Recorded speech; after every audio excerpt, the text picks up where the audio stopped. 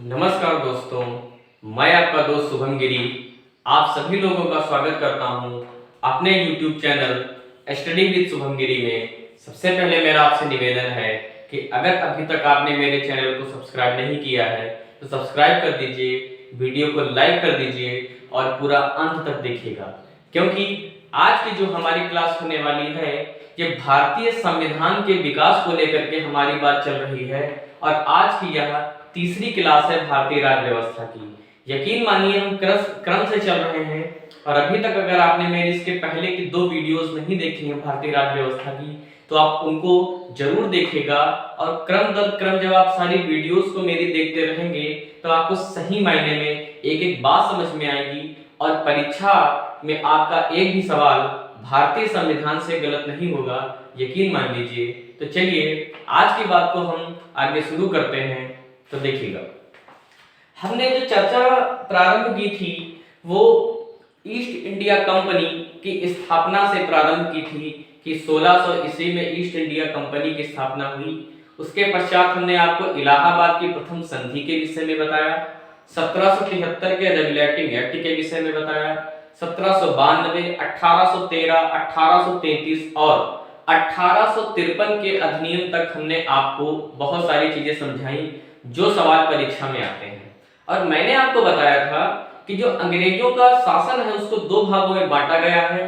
पहला कंपनी का शासन यानी कि 1773 से 1853 के अधिनियम तक, और दूसरा जो हमारा पार्ट आता है वो आता है 1858 के अधिनियम से लेकर के 1947 तक। तो आज की जो हमारा ये वीडियो है वो प्रारंभ होगा ताज का शासन। कहां से प्रारंभ होगा? ताज का शासन। तो पहले सबसे पहले थोड़ी सी हम पृष्ठभूमि समझ लेते हैं कि आखिर ऐसा क्या हुआ कि कंपनी के शासन से अब जो शासन सत्ता चली गई वो ताज के शासन में के हाथों में चली गई। तो सबसे पहले मित्रों समझ लीजिए कि 1858 के पहले 1857 की एक भीषण क्रांति पूरे भारत में हुई और इसने अंग्रेजों की जड़ों को हिला करके रख दिया और जो शासन सत्ता थी उसका इतना ज्यादा पूरे भारत में विरोध हुआ, पूरे विश्व में विरोध हुआ कि ब्रिटिश की गवर्नमेंट को ईस्ट इंडिया कंपनी के खिलाफ एक्शन लेना पड़ा और उन्होंने कंपनी के शासन को समाप्त कर अपनी शासन सत्ता स्थापित की। यानी कि 1857 की सबसे बड़ी परिणति ये निकली कि इसने ईस्ट इंडिया कंपनी के शासन को समाप्त करके ब्रिटेन के क्राउन की शासन सत्ता को स्थापित कर दिया। और एक एग्जाम में बहुत ज्यादा सवाल पूछा जाता है कि जब 1857 की क्रांति हुई उस समय भारत का गवर्नर जनरल कौन था? तो याद रखिएगा मित्रों, उस समय भारत का गवर्नर जनरल लॉर्ड कैनिंग था और लॉर्ड कैनिंग के ही टाइम पर जो शासन सत्ता थी वो ईस्ट इंडिया कंपनी से हट करके चली जाती है ताज के हाथों में। तो चलिए आगे अपनी बात को हम बढ़ाते हैं कि 1858 का भारत सरकार अधिनियम, यह कंपनी के शासन से स्थानांतरित होने के बाद पहला अधिनियम था जो ब्रिटेन के क्राउन के अधीन आया।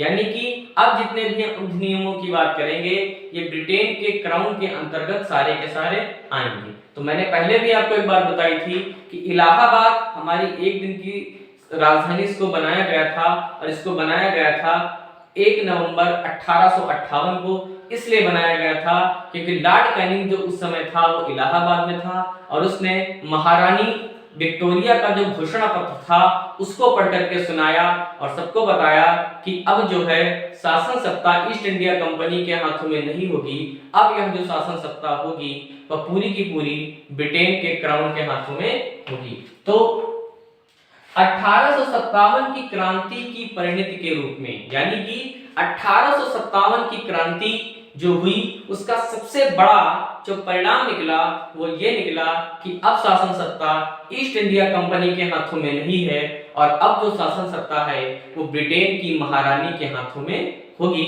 और कंपनी जो कार्य करेगी वो सिर्फ अपने व्यापार संबंधित ही कार्य करेगी, प्रशासन के क्षेत्र में उसको कोई अधिकार अब नहीं होगा। दूसरे पॉइंट, और एक कई बार एग्जाम में पूछा जाने वाला सवाल है कि भारत के शासन को अच्छा बनाने वाला अधिनियम। देखिए एग्जाम में सवाल ये पूछा गया था कि भारत के शासन को अच्छा बनाने वाला अधिनियम की संज्ञा किस अधिनियम को दी गई है, तो आप उत्तर यही लगाएंगे 1858 के अधिनियम को भारत के शासन को अच्छा बनाने वाले अधिनियम की संज्ञा दी गई है।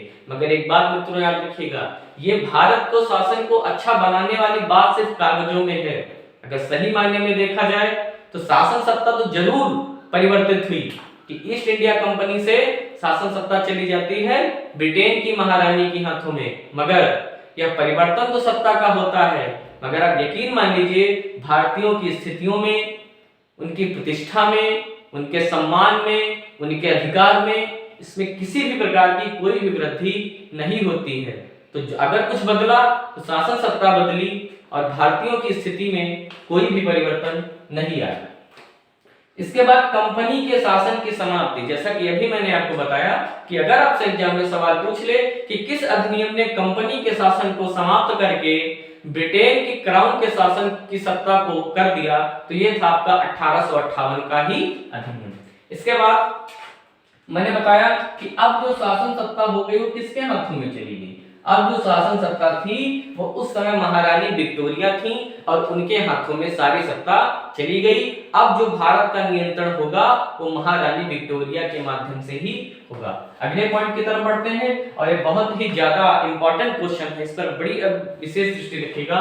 भारत का गवर्नर जनरल, मैंने आपको बताया था कि 1833 के अधिनियम में प्रावधान किया गया था कि जो बंगाल का गवर्नर जनरल है वो भारत का गवर्नर जनरल कहलाएगा और लॉर्ड विलियम बेंटिक भारत का पहला गवर्नर जनरल बना, आप सभी जानते हैं। और उसमें एक पहली बार विधि सदस्य की भी नियुक्ति की गई थी और विधि सदस्य के रूप में नियुक्त होने वाला पहला व्यक्ति लॉर्ड मैकाले था। 1858 के अधिनियम में परिवर्तन ये कर दिया कि जो अब गवर्नर जनरल था भारत का, उसका नाम परिवर्तित करके कर दिया गया भारत का वायसराय। लेकिन इन दोनों ही पद सृजित रहे, यानी इनको समाप्त नहीं किया गया। आप ऐसे समझिएगा कि मान लीजिए कंपनी समाप्त थोड़ी हुई है, कंपनी के शासन को समाप्त किया गया है।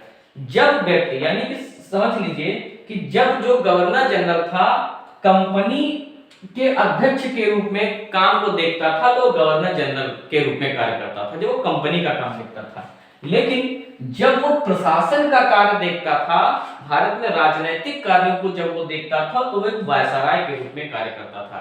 यानी कि उसके अंदर दोनों पावर्स थी, गवर्नर जनरल की भी पावर थी, वायसराय की भी पावर थी। गवर्नर जनरल के रूप में कब कार्य करेगा, जब कंपनी का काम देखेगा, और वायसराय के रूप में काम तब करेगा जब वो राजनीतिक या प्रशासन संबंधी कार्य को वो देखेगा।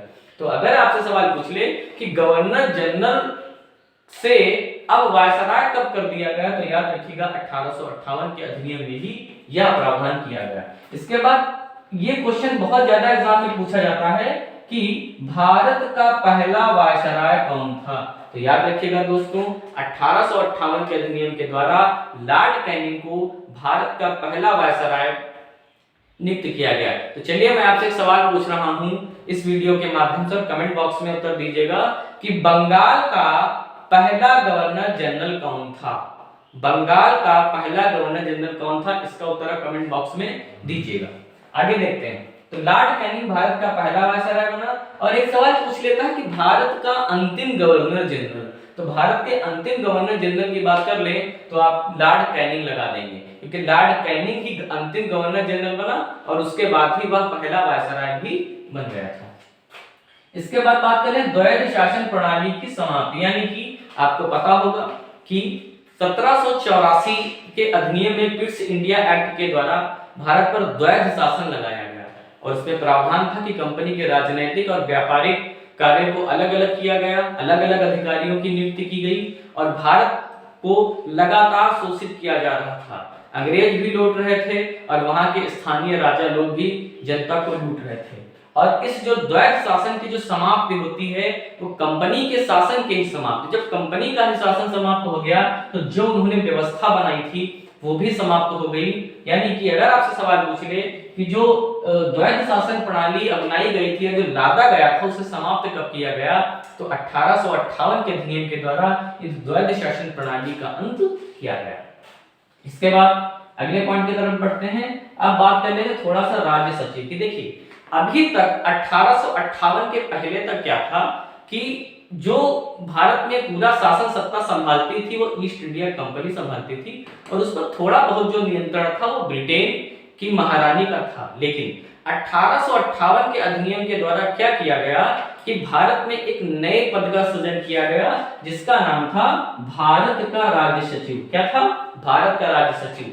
और इसका क्या काम क्या था? ये भारत पर जितना भी शासन प्रणाली है उसको देखेगा, समझेगा, नियंत्रित करेगा, और जो भी कुछ यहाँ की सूचना होगी वो ब्रिटेन की महारानी को देगा। और इसकी मैं सबसे खास बात बता दूं कि प्रशासन पर पूर्ण नियंत्रण, यानी कि अभी तक किसका नियंत्रण था? कंपनी का। और अब जो महारानी विक्टोरिया भारत पर शासन पर पूर्ण नियंत्रण रख रही है वो किसके माध्यम से रख रही है? ये भारत का राज्य सचिव। यानी आप इसको इस प्रकार से समझ सकते हैं कि ये जो दूत वगैरह होते हैं, कि आपको पता है कि पूरे विश्व में मुझे नहीं लगता ऐसा कोई देश होगा जहां पर भारत के लोग ना रहते हैं। तो जैसे कि मान लीजिए कि अमेरिका में भारत के लोग रहते हैं, तो अमेरिका में जो लोग भारत के लोग रहते हैं उनके अधिकारों की रक्षा के लिए क्या होता है? हमारे राजदूत वहां होते हैं, और बहुत सारे अमेरिकन भी इंडिया में रहते हैं। तो इन अमेरिकियों व्यक्तियों के अधिकारों की रक्षा के लिए वहां के राजदूत की भी नियुक्ति यहाँ पर की जाती है। तो यहाँ पर कुछ वैसा ही है, वैसा तो बिल्कुल नहीं, मगर कुछ उसी टाइप से है कि भारत पर शासन पर नियंत्रण स्थापित करने के लिए यहाँ पर एक नए पद का सृजन किया गया, जिसका भारत का राज्य सचिव नाम दिया गया। तो अगर आपसे परीक्षा में सवाल पूछ ले कि भारत का राज्य सचिव एक नए पद का सृजन कब किया गया, तो आप बिल्कुल गलत मत करिएगा, 1858 के अधिनियम के द्वारा आप क्लिक करेंगे। फिर देखिए, यह ब्रिटिश कैबिनेट का सदस्य था। यह भी सवाल एग्जाम में, पीसीएस में, आईएएस में कई बार आया है कि यह ब्रिटिश कैबिनेट का सदस्य था। यानी कि ये जो राज्य सचिव था, ये भारत का राज्य सचिव उसी व्यक्ति को बनाया जाता था तो जो वहां की गवर्नमेंट में होता था, जो पावर में होता था। क्योंकि आप जानते हैं जो पावर में होगा वही तो अच्छा नियंत्रण करेगा। अब विपक्ष के नेता को तो नहीं पावर दे देंगे, वो तो फिर विरोधी करने लगेगा। तो वहां के जो कैबिनेट में जो व्यक्ति होता था उसी को राज्य सचिव के पद दिया जाता था।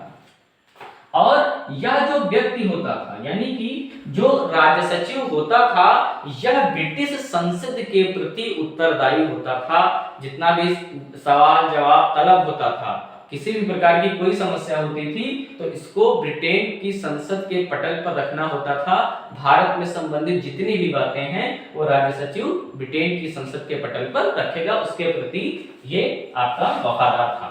इसके बाद आप देखिएगा, अब इतना बड़ा भारत है, ध्यान से समझिएगा, इतना बड़ा भारत है, क्या उस पर एक व्यक्ति नियंत्रण स्थापित कर सकता है? नहीं कर सकता है। हमारे देश के प्रधानमंत्री नरेंद्र मोदी जी, क्या वो अकेले सारे विभागों को संभाल सकते हैं? नहीं। इसलिए 50-60 मंत्रालय ऐसे हैं जो उनकी सहायता के लिए कार्य कर रहे हैं अलग अलग क्षेत्रों में। तो ठीक उसी प्रकार से इस राज्य सचिव के लिए इतने बड़े भारत पर अकेले नियंत्रण स्थापित करना मुश्किल था, इसीलिए इनकी सहायता के लिए एक 15 सदस्यीय सलाहकार परिषद का गठन किया गया। तो याद रखिएगा दोस्तों, अगर आपसे पूछ ले कि भारत के राज्य सचिव की मदद के लिए जो एक नई कमेटी गठित की गई, उस कमेटी में कितने सदस्य होते थे, तो याद रखिएगा दोस्तों, इसमें 15 सदस्य होते थे। इसके बाद आगे हम बढ़ते हैं, इंग्लैंड और भारत में मुकदमा का अधिकार। यानी कि ये जो 15 सदस्यीय कमेटी थी, यह जिन व्यक्तियों पर चाहे, जिन व्यक्तियों से तात्पर्य उन व्यक्तियों से है जो लोग ब्रिटिश प्रशासन में हैं, जो लोग नियंत्रण किए हुए हैं, या ऐसी कोई भी गतिविधि जो न्यायिक गतिविधि है, कोर्ट का मामला है, तो ऐसे सभी मामले को ये 15 सदस्यीय कमेटी और भारत का राज्य सचिव उठा सकता था, कोर्ट में ले जा सकता था और प्रिवी काउंसिल में भी ले जा सकता था। प्रिवी काउंसिल कहाँ था? इंग्लैंड में। जो श्रेष्ठ कोर्ट था सबसे ऊपर, प्रिवी काउंसिल, वो इंग्लैंड में था, और वहां पर जा करके आपको अपना केस लड़ना पड़ेगा अगर भारत के कोर्ट में आप केस लाते हैं। और मुकदमा का अधिकार, यानी कि ये जिस पर चाहे मुकदमा कर सकते थे। इनको बहुत ज्यादा पावर मिली हुई थी ब्रिटेन की संसद से। इसके बाद बात कर लेते हैं, परिषद पर भी मुकदमा किया जा सकता था। यानी कि ऐसा नहीं है कि यही सब पर मुकदमा कर सकते हैं, या कमेटी और राज्य सचिव ही जिस पर चाहे कार्यवाही कर सकता है, मगर इनको पूरी छूट नहीं दी गई थी। अगर ये लोग यहाँ पर गलत तरीके से कार्य करते हैं तो इनके ऊपर भी अंग्रेजों के द्वारा इन पर क्या किया जा सकता था? इनके खिलाफ मुकदमा इंग्लैंड में या भारत में किया जा सकता था। तो ये इसलिए व्यवस्था की गई ताकि ये लोग निरंकुश ना हो, थोड़ा सा नियंत्रण में रहें, चीजों को सही ढंग से करें। अब अगर हम प्रमुख उद्देश्यों की बात कर रहे हैं कि जो 1858 का अधिनियम आया, इसका प्रमुख उद्देश्य क्या था लाने में, इसकी अगर हम चर्चा करें तो देखिए, प्रशासनिक मशीनरी में सुधार। प्रशासनिक मशीनरी में सुधार से तात्पर्य ये है कि आपको पता है कि 1857 की जब भीषण क्रांति हुई तो इसने ईस्ट इंडिया कंपनी के शासन को हिला करके रख दिया, और जो अंग्रेज अधिकारियों की, अंग्रेजी प्रशासन की जो कमियां थी ये उभर करके सामने आ गई, क्योंकि वो भ्रष्टाचारी हो गए थे, वो लोगों को प्रताड़ित कर रहे थे, निरंकुश हो गए थे। तो जो ब्रिटेन के क्राउन ने जो नया अधिनियम पारित किया, उसका यह प्रमुख उद्देश्य था कि जो सरकारी मशीनरी है, जो सरकारी प्रशासन तंत्र है, इस पे हम सुधार करेंगे ताकि 1857 जैसा विद्रोह जो इतना बड़ा हो गया है और ये आगे चल करके ना हो। भारतीय सरकार का अधीक्षण एवं नियंत्रण, यानी कि जो इंडियन में गवर्नमेंट कार्य कर रही है उसको हम सही ढंग से लागू करें और उस पर और ज्यादा नियंत्रण स्थापित करें, ताकि भविष्य में 1857 जैसी घटनाएं ना हो और हम अच्छे से इनके ऊपर शासन संचालन करते रहें। कोई विशेष परिवर्तन नहीं देखिएगा, इन्होंने इतना परिवर्तन तो किया, ईस्ट इंडिया कंपनी से जो शासन था वो ब्रिटेन की महारानी के हाथों में चला गया। तो मैं फिर से वही बात को दोहरा रहा हूं कि परिवर्तन तो आया, मगर अंग्रेजों की किसमें शासन सत्ता में परिवर्तन आया, ईस्ट इंडिया कंपनी से शासन सत्ता चली जाती है आपकी ब्रिटिश के क्रम में, मगर भारतीयों की स्थिति में कोई भी परिवर्तन नहीं आया। चलिए अब आगे हम बात कर लेते हैं 1861 का भारत सरकार अधिनियम। देखिए 1858 के भारत सरकार अधिनियम के माध्यम से मैंने आपको बताया कि जो शासन सत्ता थी ईस्ट इंडिया कंपनी से ब्रिटेन की महारानी के हाथों में चली गई। इसके बाद एक और बड़ा ही महत्वपूर्ण अधिनियम पारित किया गया 1861 में, और इसको जो पारित करने का मुख्य उद्देश्य यही था कि जो आपका वायसराय है उसको ज्यादा से ज्यादा पावर दे करके भारत पर जो शासन पर नियंत्रण है उसको और ज्यादा मजबूत बनाया जाए। चलिए पहले पॉइंट से हम शुरू करते हैं, भारतीयों का सहयोग लेना आवश्यक। देखिए 1857 की क्रांति के बाद एक बड़ा परिवर्तन आया अंग्रेजों की सोच में। उनको लगने लगा कि अब यहाँ के जो लोग हैं थोड़ा सा जागरूक होने लगे हैं, वो अपने अधिकारों को जानने लगे हैं, आंदोलन करने लगे हैं।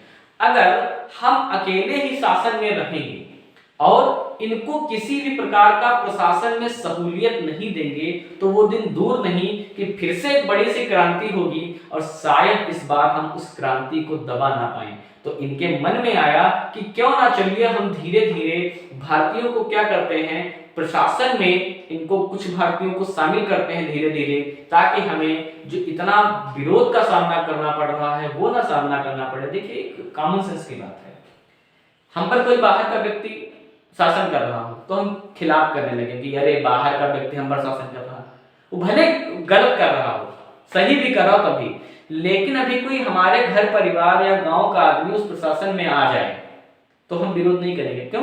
हम कहेंगे अरे हमारे आदमी तो है, हमारे तो फायदा हो रहा है। तो ये चाल अंग्रेजों ने चली और इन्होंने भारतीयों का सहयोग लेना यहीं से शुरू किया और नियुक्तियां इन्होंने शुरू की कि अब हम प्रशासन के क्षेत्र में भारतीयों को भी नियुक्त करेंगे। कानून बनाने में भारतीय प्रतिनिधि शामिल, यानी कि अब हम जो भी कानून का निर्माण करेंगे उस कमेटी में या उस क्षेत्र में विधान परिषद में हम क्या करेंगे कि भारतीयों को भी नियुक्त करेंगे, ताकि ये जो विरोध के जो सुर धीरे धीरे बढ़ रहे हैं ये ना बढ़े।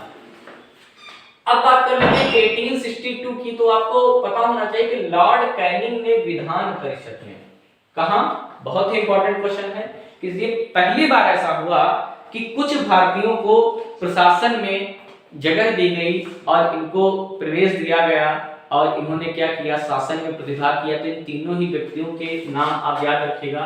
एक तो थे पटियाला के राजा, याद रखिएगा 1862 में लॉर्ड कैनिंग ने 3 लोगों को नियुक्त किया।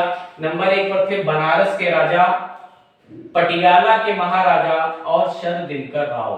फिर से मैं रिपीट कर रहा हूं कि 1862 में लॉर्ड कैनिंग ने तीन व्यक्तियों को शामिल किया, विधान परिषद का इनको सदस्य बनाया, ताकि विधान परिषद में, देखिए ये विधान परिषद को आप राज्य से मत कनेक्ट करिएगा, ये जो हम विधान परिषद की बात कर रहे हैं केंद्रीय विधान परिषद की बात कर रहे हैं, और राज्यों की विधान परिषद अलग होती थी। तो ये जो तीन व्यक्तियों की जो नियुक्ति हो रही है, बनारस के राजा, पटियाला के महाराजा, सर दिनकर राव, ये पहले ऐसे तीन व्यक्ति थे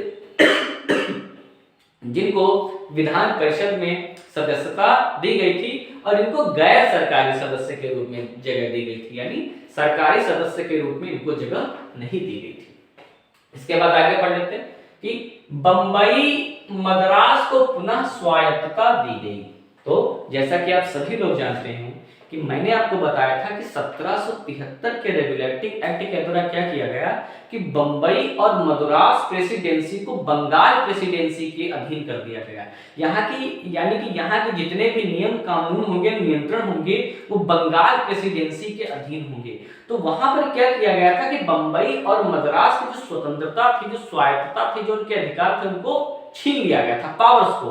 तो ये जो अधिकार छीने गए थे, जो पावर्स वापस ली गई थी, इनको समाप्त कर दिया गया, यानी कि अब बंबई मद्रास इनको स्वायत्तता दे दी गई इन प्रेसिडेंसियों को, और वहां के जो गवर्नर होंगे वो अपने अनुसार स्वतंत्र रूप से कार्य करेंगे, बंगाल प्रेसिडेंसी के अधीन कार्य नहीं करेंगे। तो अगर आपसे एग्जाम में सवाल पूछ ले कि इन 1773 के रेगुलेटिंग एक्ट को कब समाप्त किया गया, तो याद रखिएगा इनको समाप्त किया गया, आपके सामने अधिनियम लिखा हुआ है, ठीक है, 1861 के अधिनियम के द्वारा ऐसा किया गया।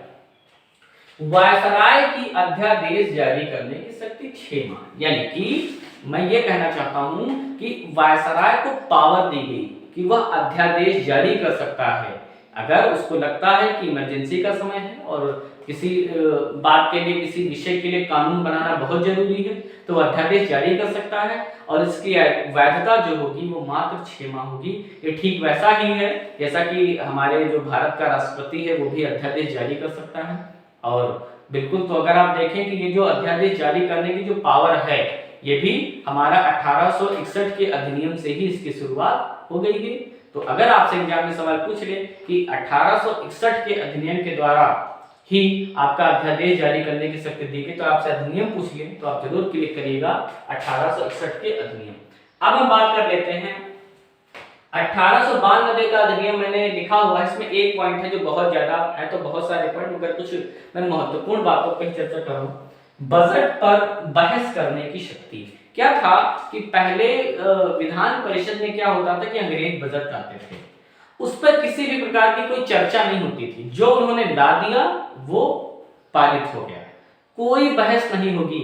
मगर 1892 के अधिनियम में द्वारा थोड़ा सा लोकतंत्रात्मक विधि को अपनाया गया कि जो विधान परिषद के जो सदस्य होंगे वो बजट पर बहस कर सकते हैं, सवाल पूछ सकते हैं, मगर अनुपूरक प्रश्न उनको पूछने की अनुमति नहीं दी गई। अनुपूरक प्रश्न का मतलब ये होता है कि एक बार आपने सवाल पूछ लिया, उन्होंने आपको उत्तर दे दिया, दोबारा आप प्रश्न नहीं पूछ सकते हैं। तो अगर आपसे पूछ लिया जाए कि बजट पर बहस करने की शक्ति किस अधिनियम के द्वारा दी गई, तो 1892 अधिनियम के द्वारा दी गई। और अब हम अपने आज के इस वीडियो के अंतिम अधिनियम की बात करेंगे, 1909 के अधिनियम की बात करेंगे। ये भी बहुत ज्यादा इंपॉर्टेंट है, क्योंकि यहां से जो परिवर्तन आया भारतीय राजनीति में, क्रांतिकारी परिवर्तन आया, और इसी अधिनियम के द्वारा शुरू होती है अंग्रेजों की फूट डालो और राज करो, एक बिल्कुल लिखित रूप में सामने आ गया। वैसे इसकी शुरुआत तो बंगाल के विभाजन 1905 से ही हो गई थी, मगर इसको एक अमली जामा जो पहना दिया गया वो 1909 के अधिनियम के द्वारा पहना दिया गया। और इसकी जो अगली वाली वीडियो आएगी उसमें हम 1919 और आगे की चर्चा करेंगे। तो चलिए अभी हम 1909 के भारत परिषद अधिनियम की बात कर लेते हैं। मेरा दोस्तों आपसे फिर से निवेदन है कि अगर आपको ये वीडियो अच्छी लग रही है और आपने अभी तक मेरे चैनल को सब्सक्राइब नहीं किया है तो प्लीज सब्सक्राइब कर दीजिए, और किसी भी प्रकार का कोई डाउट हो तो आप सवाल पूछ लीजिएगा कमेंट बॉक्स में, और ज़्यादा से ज़्यादा शेयर करिए अपने मित्रों को, दोस्तों को, जो लोग परीक्षा की तैयारी कर रहे हैं, उत्तर प्रदेश पीसीएस प्रीलिम्स की तैयारी कर रहे हैं, आप उनको जरूर जोड़िए। यकीन मानिए ये वीडियो बहुत काम आने वाली है, और मैं आपको एक एक बात समझाऊंगा, अच्छे से समझाऊंगा, और हमारी परीक्षाएं बहुत अच्छे से निकलेंगी। तो चलिए अब देखिएगा 1909 का जो भारत सरकार अधिनियम था, इसको एक अन्य नाम से जाना जाता है, मार्ले मिंटो सुधार अधिनियम 1909। ये नाम क्या है, पहले इसकी थोड़ी सी चर्चा कर लेते हैं। देखिए, जो आपके लॉर्ड मार्ल हैं, ये भारत सचिव, मैंने बताया था भारत सचिव के विषय में नए पद का सृजन किया गया था। तो जो लॉर्ड मार्ल थे उस समय ये भारत सचिव थे, और जो लॉर्ड मिंटो थे वो उस समय भारत के वायसराय थे। इसी वजह से इस अधिनियम को नाम दिया गया मार्ले मिंटो सुधार अधिनियम 1909। अब और एक बात मैं बता दूं, 1857 की जब क्रांति हो गई तो अंग्रेजों ने एक बात नोटिस की। अगर आप देखें तो 1857 की जो क्रांति हुई थी वो हिंदू और मुसलमानों ने साथ में लड़ करके अंग्रेजों के खिलाफ लड़ाई लड़ी और बहुत ज्यादा अंग्रेजों को इसमें नुकसान किया। तो इसके बाद अंग्रेजों के दिमाग में एक बात आ गई कि अगर हमें भारत में शासन ज्यादा दिनों तक करना है तो हिंदू और मुसलमानों में हमें एक फूट डालनी होगी, इनको अलग करना होगा और इनके अंदर एक दूसरे के प्रति इतनी ज्यादा नफरत भरनी होगी कि ये कभी एक दूसरे के करीब ना सके और वो अपनी इस युगत में कामयाब भी रहे। और आगे चल करके आपको पता है मुस्लिम लीग की भी स्थापना होती है, बंगाल विभाजन भी करते हैं और 1909 के माध्यम से इन्होंने यही फूट डालने का कार्य किया। और इन्होंने क्या किया कि मुस्लिमों को सांप्रदायिक निर्वाचन दे दिया। आप समझ लीजिए सांप्रदायिक निर्वाचन क्या होता है। देखिए दोस्तों, सांप्रदायिक निर्वाचन का मतलब ये होता है कि इनके लिए सीटें आरक्षित कर दी गई और जितनी भी सीटें आरक्षित की गई उन पर क्या होगा कि मुसलमान व्यक्ति ही खड़ा होगा, जितनी सीटें निश्चित हैं मुस्लिमों के लिए, और वोट भी जो देगा वो मुस्लिम ही देगा। अब आप ये समझिएगा कि अगर किसी क्षेत्र में एक मुस्लिम व्यक्ति खड़ा है, मुस्लिम लोग ही वोट दे रहे हैं और उस क्षेत्र में हिंदू लोग वोट नहीं दे रहे हैं, तो उनके आपस में क्या हो रहा है, एक भेदभाव आ रहा है कि हमारे साथ भेदभाव किया जा रहा है, लोगों के अंदर नफरत हो रही है एक दूसरे के प्रति, द्वेष उत्पन्न होने लगा। तो इस जो प्रावधान ने क्या किया, भारत में विश्व खोलने का काम किया और लॉर्ड मार्ल ने मिंटो को चेताया भी इसी के संदर्भ में कि हम एक सांप के विष के दांत बो रहे हैं और इसके जो परिणाम होगा बड़ा ही भीषण होगा। और आपको पता है परिणाम भी भीषण हुआ। हमारा देश जो एक था वो दो भागों में बटा और एक पाकिस्तान बना, एक भारत बना और इसमें लाखों लोग कत्ल कर दिए गए, लाखों बच्चे बेसहारा हो गए, बहुत सारे लोगों, बच्चों और महिलाओं के साथ गलत तरीके से उनके साथ बर्ताव किया गया। तो अंग्रेजों ने हमारे साथ बड़ा ही गलत चीजें हमारे साथ की और इन्होंने फूट डालने का कार्य किया। ठीक है, तो ये सबसे बड़ी चीज थी इस अधिनियम की कि इन्होंने सांप्रदायिकता के आधार पर निर्वाचन देना शुरू कर दिया और ये आगे बढ़ता ही चला गया, ईसाइयों तक पहुंचा, दलितों तक पहुंचा और इसका बहुत ज्यादा भारत में विरोध भी हुआ। तो चलिए, केंद्रीय परिषद की जो सदस्य संख्या थी वो बढ़ा करके की गई 16 से 60। कितनी की गई? 16 से 60। इन्होंने कर तो दी मगर यकीन मानिए अभी भी जो सदन में जो पावर्स थी, सब कुछ था, वो अंग्रेजों के ही हाथों में थी। तो सदस्य संख्या दोस्तों कितनी कर दी गई? 16 से 60। अब वायसराय की कार्यकारी परिषद में शामिल होने वाले, ये बहुत ही इंपॉर्टेंट क्वेश्चन है, कई बार एग्जाम में पूछा गया है। मैंने बताया था कि वायसराय की जो कार्यकारी परिषद थी उसकी सदस्य संख्या मैंने आपको बताया था कि 15 सदस्य सलाहकार परिषद होती थी। तो इसमें अभी तक कोई भारतीय नियुक्त नहीं हुआ था और मैंने आपको बताया कि 1858 के बाद क्या हुआ, अंग्रेजों ने अब भारतीयों को नियुक्त करना शुरू किया था। तो इस 15 सदस्यीय कार्यकारी परिषद में शामिल होने वाले जो प्रथम व्यक्ति थे, नाम याद रखिएगा, कई बार एग्जाम में पूछा गया है, सत्येंद्र प्रसाद सिन्हा। और इनको जो जगह दी गई वो एक विधि सदस्य के रूप में दी गई, यानी ये एक कानूनी सलाहकार के रूप में जुड़ने वाले व्यक्ति थे। तो नाम दोस्तों याद रखिएगा, सत्येंद्र प्रसाद सिन्हा। तो मेरे ख्याल से आपको नाम याद हो गया होगा और आप गलत नहीं करेंगे। और चलिए आज के हम अंतिम पॉइंट की बात कर लेते हैं कि लॉर्ड मिंटो को सांप्रदायिक निर्वाचन का जनक कहा जाता है। मैंने अभी बताया कि लॉर्ड मिंटो उस समय कौन थे? लॉर्ड मिंटो उस समय वायसराय थे और इन्हीं के टाइम पर सांप्रदायिकता की शुरुआत हुई, सांप्रदायिक निर्वाचन की शुरुआत हुई। इसीलिए लॉर्ड मिंटो को सांप्रदायिक निर्वाचन का जनक की भी संज्ञा दी गई है। तो आपको ये वीडियो कैसे लगी दोस्तों, कमेंट बॉक्स में जरूर आप बताइएगा और आप मुझे पूरा सपोर्ट करते रहें। यकीन मानिए आपका सपोर्ट, आपका समर्थन ही मेरा हौसला बढ़ा रहा है।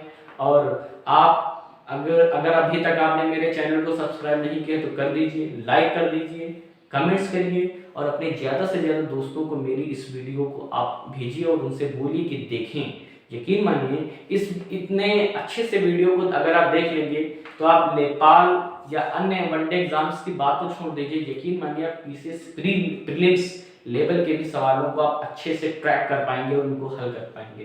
तो चलिए अपनी इसी बात के साथ मैं अपनी वाणी को विराम देना चाहूँगा। अगली वीडियो में मिलेंगे कुछ अच्छे से कॉन्सेप्ट को लेकर के। तब तक के लिए आप अपना ख्याल रखें, स्वस्थ रहें, मस्त रहें, खुश रहें और मेरे साथ बोलिए जय हिंद, जय भारत।